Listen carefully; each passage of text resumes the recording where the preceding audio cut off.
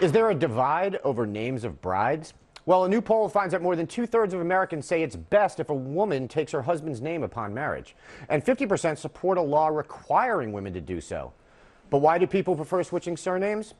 Explains a researcher, quote, "One key theme was this idea that marriage is about shifting your identity from an individual identity to a collective or family identity." Yeah, say identity more. What they don't explain is why it is that women should change their names as opposed to men or both the husband and wife shifting to a new name. Boring. Anyway, now there's an idea I actually could get behind. Ladies, if you're open to being Mr. and Mrs. Batman Rules, call me. In the meantime, let's discuss in the lightning round. Okay, first of all, I want to bring Dana back in for this for a very specific reason. Dana, you did not take your husband's last name. Why did you shun the tradition of our proud forefathers? I have thought about this a lot all day when I knew that we were going to talk about it. And I look back and I think, I don't know. I think it's a great tradition, and I agree that it's a good cultural tradition.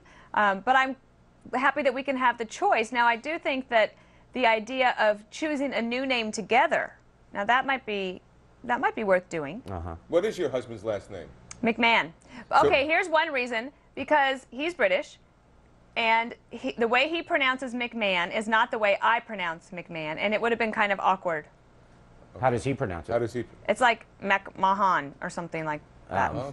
Are you sure he's British? Yeah. Are you sure you're married? I'll tell you, Dana Schultz. I'm filing another How about Perino sexual harassment. McMahon? Perino McMahon. That's right.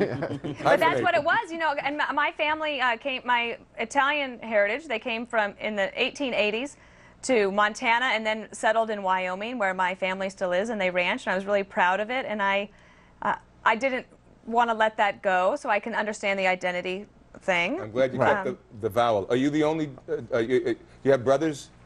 No brothers. Hey, but Robert. No brothers. Hey, Robert. Wait, but no brothers. Robert? That's very interesting. Yes. I am the damn host of this damn show. I know that, but wait a minute. The Hang no on. brother thing. She's keeping I don't the family care. name. I don't That's care. why. Dana, do you have brothers? No, it's a great question, Andy. Thank That is you. a great question. Thank you. No, I don't. 'Cause I'm I have a prepared. younger sister named Angie. Single? Okay. You can follow her on Twitter. All right. Jedediah, do you foresee more and more brides keeping their name as we sort of lose our traditional values and the country goes to hell? I mean, I'm all for them making decisions. I won't be taking anyone else's name. And just to give everyone, there's a way to keep your own identity and still be part of a union. You can keep your name and you can still be part of a union. You don't need to become some sort of collective brand, so to speak. So Right. I will not be. But if someone wants to take my name, I mean, it's a cute name. I'm open to sharing. Okay. So. Charles, a lot of people said that they felt that their name is part of their identity and they didn't want to give it up. Does that make sense? I'm a traditionalist, and I insisted my wife take my last name, and I insist my daughter keep my last name. So I don't know where that puts me. But what, you say you insist your daughter keep your last It would be nice. It is funny. There's a double standard there. But I don't know. I do feel like it's tradition, and I do feel like a lot of our traditional values are fading away, and I don't think it's good. All right. My theory has always been it makes more sense to keep the woman's last name because the kid, you always know who the mother is of the child, but you don't always know who the father is. So I just logically, I don't understand why we didn't go with sort of a matrilineal thing. Also, women are cooler. Right? Women are just Right. cooler, Andy. Call me, It's a ladies. short version. Ladies, call me. I understand you. Don't in Spain? Don't they have the long names? They put the last and the first. Exactly. They do that. And I think 5 grandparents' names. Yeah. I mean, it's a long list of names that they give. Yep. Bill, if any woman is ever duped into marrying you, I would assume you would take her name, if nothing else, to avoid all the arrest warrants. Well, thank you for saying woman. Having said that, if there's a room for Mr. Batman Rules in your life, absolutely call me. It's interesting that this study Wait a minute, comes out. I'm Mr. Batman Rules. Okay, there can be 2 Mr. Batman Rules. No, there can only be Welcome one. to New There York, can my only friend. be one and the Mr. 21st Batman Rules. century bigot. There's only one Now, Batman, there's only one Batman Rules. I think it's interesting this study comes out because it's the 40th anniversary of the debut of a little magazine called Miss.